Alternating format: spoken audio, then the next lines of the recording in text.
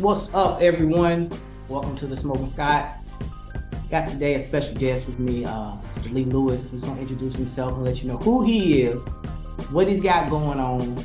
And I told y'all this was coming. I had mentioned it in a prior video. I don't know if y'all was listening to me, but yeah, I told y'all it was coming, and it's here. He did oblige to have this interview. It's gonna be brief, but it's gonna be very informative. It's gonna direct you to where you need to go to. So, Lee, go ahead and tell us a little bit about yourself, so that way you know who you are. Awesome, man. Well, first off, thank you for having me on your show. I've been following you. You've been doing some really cool things, and I think the community thanks you for just being informative and helpful in the type of content that you're putting out. So kudos to you, man. Thanks a lot. Appreciate it. So my name is Lee Lewis. I'm originally from Chicago. Currently live in Atlanta. Moved to Atlanta several years ago to pursue college. Shout out to Morehouse and Georgia Tech here in Atlanta. Like a lot of us, after college, I pursued a corporate job, but I've always had a passion for technology. So although during my day job, I do focus on, traditional tech, I've had a passion for using technology to help empower our community. When I say our community, I'm referring to the Black community specifically. So I know, Chad, a lot of the work that you're doing is around the cigar industry, and some of the content that you put out has cigar experts. So I'm not really an expert, but I enjoy good stick like anybody else. I consider myself an enthusiast, and I'm really looking forward to the conversation today. Oh, most definitely, man. Listen, I'm no expert either, right? So, I just do a little research and I put it up. So those who are trying to get into the lifestyle have a little information to go off of versus, jumping in and just being blindsided, not enjoying their first experience, right? Because we've all had first experiences that could have been better had we known more information, but they were horrible because we didn't have the information. So, just my point of view, things of that such. Like I said, enthusiast is the word, what I'm saying? Because expert means you know everything. I don't know everything. So we're going to keep it in that lane. So Absolutely. When did you get into cigars and how? Yeah, so it's probably been about 15 years. It's been a long time. But I feel like the cigar community is gone through phases. Back when I got into it, there weren't a lot of young folks smoking, and if you were smoking, it was more to be seen. It wasn't to enjoy the culture or the craft of the cigar industry. And so when I started, I would go out with friends. We would go out to a lounge, and for the most part, I would ask my buddy, "Hey, what are you smoking?" I'll smoke whatever you smoke, right? I wasn't making any real decisions. Wasn't trying to get into the nuance that I guess you and I share and the passion that we share for it now. And then over the years, basically what happened is I started just, having opportunities to get more engaged, and as we talk about the project Black on Smoke, about 2 or 3 years ago, I kind of wanted to understand more about it because I wanted to start promoting Black owned businesses. And I wanted to understand, hey, well, I'm going to promote something. I need to have a baseline of what's good. So, if I'm promoting something, I can legitimately say, well, and especially for some cigar smokers, they're very familiar with certain brands. And so I thought it's really important to kind of know what's out there and what's available. So as I'm promoting new brands or boutique brands, I can articulate, hey, well, this is like a Padron, or this is like a Plasencia, or this is like a Drew Estate. So the last couple years, I've really been getting into the craft, understanding the wrappers and the different types of wrappers, and have a buddy of mine, we talk about the soil occasionally, which is kind of geeking out over it. But yeah, just thinking about quality, right? And understanding cost versus quality, because you can pay $25 for something and you can pay $8 for something and it could be of the same quality. So like I said, beginning, it was more just kind of hanging out with the guys, wanting to be seen out in the environment, wasn't paying a ton of attention to what I was smoking, didn't really have a passion for it, if I could put it that way. And then now, as a result of getting more involved in the projects that I'm working on, it's really influenced me to kind of understand, not just from a cosmetic perspective, but understand exactly what I'm smoking and how it was grown and all these different aspects of the cigar industry. So, and it helps you just develop an appreciation for what you're smoking when you know more about it. You know. Oh yeah, most definitely. Because you know, you go from the long fillers to the short fillers to the Cuban sandwich, and that you didn't know about that initially when you first got into it. Nah. You know, you start to learn those things, and you know, your knowledge starts to grow. And like you said, when you probably started smoking cigars, it was a bunch of old people sitting around chewing on it, and it probably was a cheap stick that they bought somewhere. Somebody gave to them, and the only time you probably experienced it was it's a boy, it's a girl cigar, which those probably are one of the cheapest cigars you can get. Which I mean, I haven't smoked one in a long time, but you know, like you said, people do it for show, just to have one. Here, light it up. A lot of entertainers will tell you, I don't smoke it, I just light it for the show. I think what artist actually said that? I can't remember. Will Smith said it on Miami. Got it. Yeah, I mean, and that's the other thing about it, man. Like historically, sticks have been reserved for celebrations, right? You know, and that's probably one of the things that has changed a lot for me. Is before, if you saw somebody smoking a cigar, to your point, they had a baby, they got a job, they got a promotion, and it's kind of a misconception that you have to wait till something big happens, right, to have a cigar. Like, why deprive yourself of the enjoyment that you get and the relaxation that you get, and wait till something big happens? So to your point, like, it was more about celebrations, old heads getting together, and now obviously I think the culture is definitely starting to shift towards more of like the younger generation as well. Yeah, for sure. You did mention Black on Smoke. At what point did you realize you needed to create something for the Black Cigar Lounge owners and the Black Cigar brand owners? Yeah, so thank you for the question, man. So, you know, Black economic empowerment has always been a priority for me. As you know, we've been friends for quite some time. I co-founded I Am Black Business several years ago with 3 other really close friends. And so our kind of goal then and now has still always been focused on Black economic empowerment.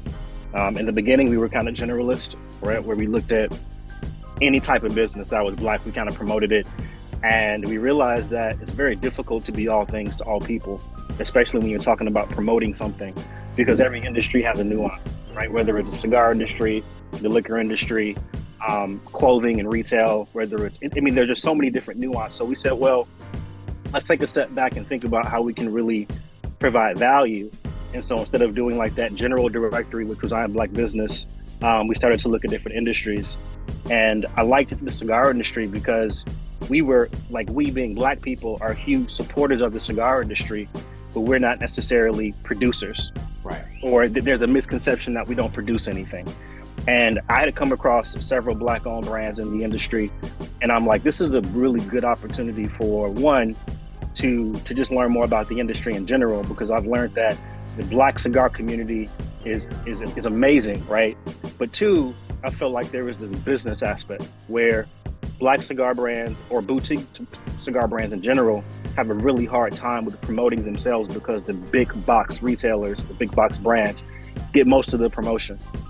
So with that love for just Black economic empowerment, and then thinking about which industries we felt like we can get into, I started doing research around the cigar industry, and I realized that one, there were some really, really good Black-owned cigar brands.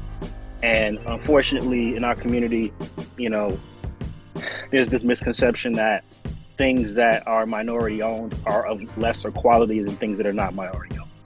And that always bothered me. I don't care what it is, whether it's a cigar or a shirt or whatever it is. I'm always out to dispel that myth that Black isn't as good because it's Black-owned. So I got excited about doing something in the cigar industry because it's fun, it's entertaining, and it's like, what other industry can you do research, right, and have fun and enjoy yourself? And if nothing else, you just get a chance to spend time with good people, right. Enjoy a good stick and relax. So, you know, that's how I do my thing, and man, I wanted to help our community, and I feel like this is a good opportunity for us to do that. Yeah, I try to definitely patronage any Black brand that I come across. I think the first Black brand that I purchased was Soul Brother Cigars out of Miami. I found it on Instagram, and I don't know if he's part of the branding on you guys yet, but I literally spent $100 with him. I was like, yo, send me one of everything that you have. Like, you know, I don't want no discount. Send me what you got at price. I want it. I want to support. And I smoked all of them and I promoted all of them as soon as he even sent me a drinking cup that came with it with the brand on there.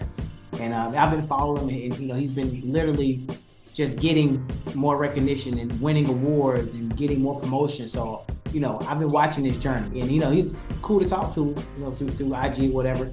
I haven't had a phone conversation with him, but just that was the first interaction I had with a, you know, small Black-owned cigar brand. You know, that he's got the names of them, which represent, you know, Black leaders and just different type of things that represent the culture. So it's really something to check out if you haven't already. But yeah, man, you know, that's the ATL cigars too. That was one of my favorites. I think we had one when we went to the lounge. Was it Red Door? Red Phone Booth. Red Phone Booth. Yeah, I think that was nice. I like that. I'm about to give me that may be one box I buy because I can't commit to a box yet. I can't. That may be one that I commit to. So, but yeah, man, I'm trying to work with more brands to figure out how we can get some Black-owned samplers. Okay. We experimented with it last year, and I think it's something that we want to do again because, to your point, it's difficult to invest $60-$70 in a box when you've never had it.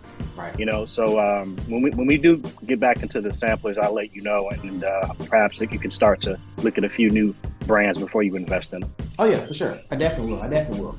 So give us a synopsis on what you created for the Black cigar smokers and those who want to support the brands and the lounges. Absolutely. So the original brand that we created, or the project that we started, was called Black-owned Smoke. Black-owned Smoke is very similar to like a Wikipedia for Black-owned cigar brands. The biggest issue that we found was just awareness, right? You ask any cigar smoker who's familiar with big brands to name 5 Black-owned cigar brands, and they're hard-pressed to do so, right? 1 or 2, maybe 3, and in many cases, unfortunately, they've had bad experiences with them. So Black-owned Smoke is more about exposing and promoting and bringing awareness to Black-owned cigar brands. So you can go there and you can find brands. We try to make sure that we have the owners' names and pictures and bios. So you're not just like supporting a name, you're supporting a person, right? So that's blackownedsmoke.com, which is more focused on brands. And we're also going to be releasing menus as well. So cigar lounges carry Black-owned cigar brands, as you know. And cigar lounges typically don't carry menus, you know, because it's really about the experience. Right. But when you go into a humidor in a cigar lounge, unless there's an attendant in there, you don't know which brands are Black-owned unless you're familiar with the brands. So as a part of the Black-owned Smoke project, hopefully this year we can kick off in-lounge cigar menus, which are basically point you to all the brands that lounge carries. Mm-hmm. And then you can read up on the brand and perhaps even make a purchase from them as well. So that's Black-owned Smoke. The other project, which is kind of like a spinoff somewhat of Black-owned Smoke, is the Black Cigar Map. So blackcigarmap.com. You've been in the Black Cigar Facebook groups, right? How many times in a day does someone ask, I'm in Chicago, I'm in Atlanta, I'm in Miami, where are the shops? Where should I go? What's popping tonight? And you're trying to like look through Facebook and try to like, you know, search and scroll, and it becomes really difficult to get information. Yeah. And so Black Cigar Map is what I call the Google Maps for Black-owned cigar lounges. It's literally just like Google Maps, and it's designed to be easy to use because when things aren't easy to use, people don't use them. So you can go to Black Cigar Map. The cool thing is you can type in your location, and wherever you are, it'll pull up all of the Black-owned lounges that are close to you. Mm-hmm. We realize that there are non-Black-owned lounges, and so we're not trying to necessarily exclude them, but at the same time, we really want to promote, elevate, focus on Black-owned cigar lounges. And in some cities like Atlanta, you know, I think I mentioned to you when I spoke to you previously, like 90% of the lounges in Atlanta are Black-owned anyway. So in many cases, you're not really excluding the other lounges. Right. So in that particular case, it works in our favor. But all in all, man, the goal is just to try to like create technology in this space, right? The cigar industry is really about relaxation, you know, No stress, right? You want to have fun, and we promote that style as well. But at the same time, like I said, we're passionate about technology. We're passionate about using it to help us, like, promote Black-owned businesses. So, although I enjoy Get the Stick, my main objective is to use these two sites, this platform, if you will, to give Black-owned brands more exposure, to put more seats in Black-owned lounges. And then, like, that third kind of thing is what I call double black, is going to a Black-owned cigar lounge and smoking a Black-owned stick. Like, that's really what we're trying to do. That's a big ball of wax, though, because you're getting into what Sticks to Lounge wants to carry, the price. If people are actually smoking the inventory, because they're not going to buy it if people aren't smoking it. They don't want to have too much inventory on hand. But our long-term goal is not just to focus on the brands and the lounges, but to get that overlap where we can definitively say, hey, because of Black-owned smoke and the Black Cigar Map, now 50% of Black-owned lounges carry, 5 Black-owned brands, right? And I think that would really show the impact of the projects. Okay, nice, man. And how many cities right now do you guys have, or states you have on the map itself? Yeah, so I think we're up to a little over 100 lounges in 24 states. Nice. And so there's still a lot of opportunity to grow. I mean, every day there is a new lounge that pops up. Somebody posts something. So hopefully by the end of the year, I would like to see closer to 200. And I think that would give us, pretty good coverage across the U.S. But I think right now we're at a little over 100 lounges in about 24 states. Okay, nice. What criteria do people need, and website information, business information they need to register their business, and how can they contact you in regards to, putting their brand or their lounge, with Black-owned smoke and Black Cigar Map? Absolutely, man. So it's just the name of the brand and the project. So you can go to blackownedsmoke.com if you want to submit your brand. We'll take cigar brands as well as accessories. Okay. So if you have if you sell lighters or humidors, even T-shirts that are cigar related, you can submit that, and it's free. And then if you want to submit your lounge, you can go to blackcigarmap.com. It's also free, right? So there's no cost to be a part of the Black Cigar Map. We do have advertisements that are available, so paid advertisements. So if you have an event coming up or a brand you want to promote or anything that's cigar related, and we're trying to make it exclusively for Black-owned businesses, you can sign up to promote that event or brand through our ads. Nice. All right. Leave us with your top 3 brands of cigars. It could be Black-owned, it could not be, but we want to know your top 3 brands of cigars, and I guess your 1 to 3 favorite lounges you've been to. Save the best for last, right? Yeah. We talking about cigars. They're all going to be Black-owned, man. So I'm not going to deviate from that. I think the other brands get a lot of attention. And I will say this, right? One of the things I've noticed about cigars as it pertains to large brands and small brands is that smaller brands aren't necessarily less quality, but they're less consistent. Okay. Right? So the large factories like Padron or Placencia or Drew Estate or Foundation, these are large factories, and they tend to put out very consistent cigars. But the 3 cigars that I have here, I think, in my opinion, are just as good. And I'm not saying that they struggle with consistency, but just with the scale that those large factories have, sometimes you may get one stick that's a little bit different than the other, and they're the same exact stick, the same vitola, same blend. So my top 3, and we typically promote the same 3 to 5 brands, because I'm just really consistent like that, even on our Instagram page, because I want people to see that we stand behind specific brands until we're influenced to go in a different direction. So my first brand, I think, for me, is called Empress Cut. They're I believe the owners are either out of Texas or DC. I forget. It's a large team. I think it's 4 men and a female, all Black-owned, obviously. I really like their cigars, and more specifically, a series that they call the Jazz series. The Jazz series is named after jazz musicians. I think each vitola, I think there's a Dizzy Gillespie is the small one. I think the Miles is like the Robusto, and I believe the Train is like Corona, so I forget. But the point is that it's a really smooth, medium to full body stick. I was really impressed with it, and so they have a couple of others that I really enjoy as well. But again, that would be my number one. Number two would be Black Star Line. So Black Star Line is owned by a brother out of Chicago. He's a former fireman. And the Black Star Line, it has a really good history if you know about it. But he has a really cool line of cigars. The one I enjoy the most is called the Warwich. Again, medium body, medium to full body. I think it's a Nicaraguan Puro, and it's smooth, like creamy, nothing like a good creamy cigar to get you going with some coffee or even with a cocktail, right? And then my last one, I try to be very diversify, both from the types of cigars I smoke, but also from an ownership perspective. So the last one is called Drunk Chicken. Drunk Chicken is Black, female owned. A young woman by the name of Desiree.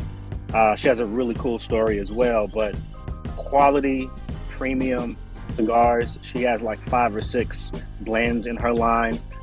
She has one called the DCO, which is called the Drunk Chicken Original, which is a full body stick that I've enjoyed from her line.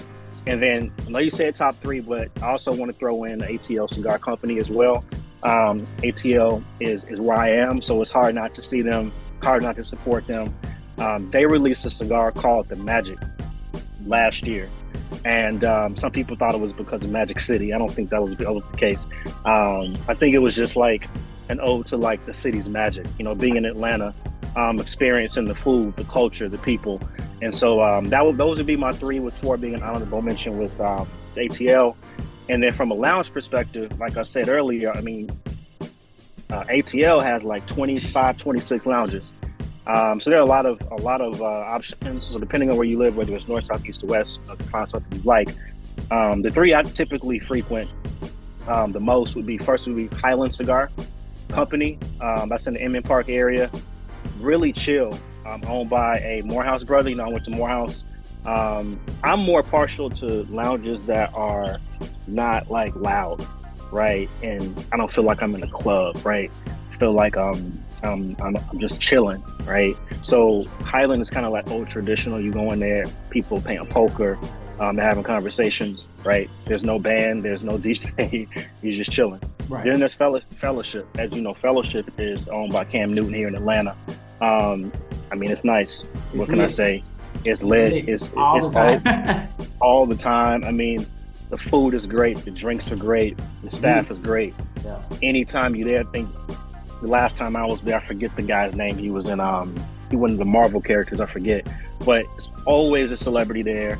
Obviously, with Cam being the face, I believe his brother kind of does day to day on his behalf. But Fellowship is always popping. And then lastly, there's a kind of a diamond in the rough up in the Dunwoody area called the Havana Cigar Lounge. Not to be confused, there is also a Havana Lounge in downtown area. But the one in Dunwoody is kind of off the beaten path, owned by a Nigerian brother. Has a really good African Caribbean cuisine on the menu, which I appreciate. So you can get some suya if you're into that. You can get some jerk. Like, it's really cool. In addition to all the other aspects of it, the great humidor, they have great music. So yeah, from a lounge perspective, I think we're kind of spoiled here in Atlanta. I did not mention Red Phone Booth. I think everybody is familiar with that. Yeah. I'm not a big fan of Red Phone Booth because we went there and I think the cigars had a little what I call a premium on it, And it's a great atmosphere, though. I think the last time we were there, we saw Charles Barkley. Yeah.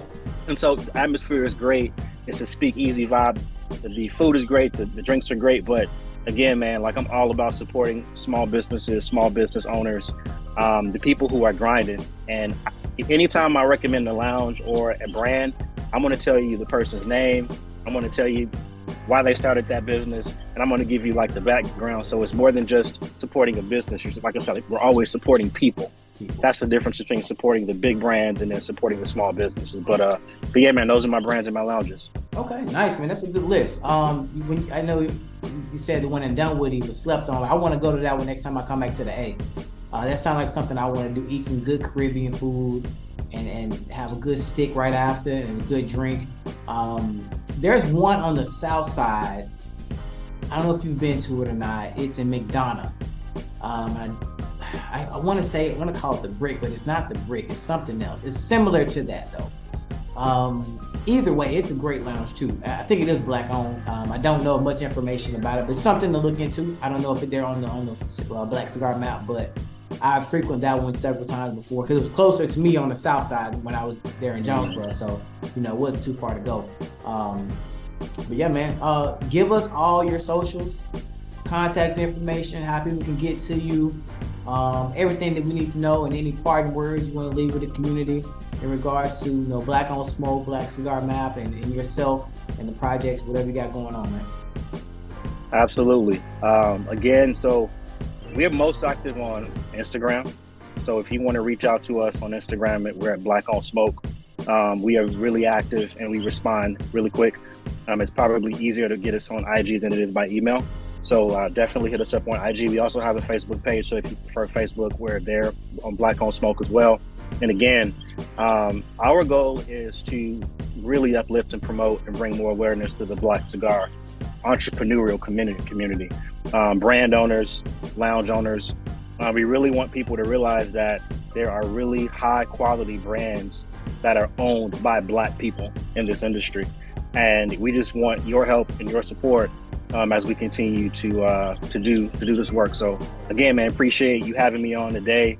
I really love the work that you're doing. Like, we need more people like you who are just taking time to have this conversation. And I would love to come back and see you again. Man, thank you for pulling up. I appreciate it. It's been a pleasure speaking with you, learning more in depth about what you got going on. Let other people know as well. I'm gonna have both links in there: Black on Smoke, Black Cigar Map. In the description, I'll have the list of your brands, the 4 brands you mentioned, as well as the lounges that you mentioned. People haven't already heard about them, but they'll be able to, go click and find out what's going on with them. Yeah, man. Just say thank you, brother. I appreciate it. On a Monday, we're doing this serving the community on a Monday. Yes, sir. So have a good one. And to my followers, I appreciate y'all for showing up, checking in, watching, supporting, like, share, comment, do all that. And continue smoking to your heart's content. That's what we do. Appreciate you, Lee. All right, man. Thanks, all right, man. All right, bye.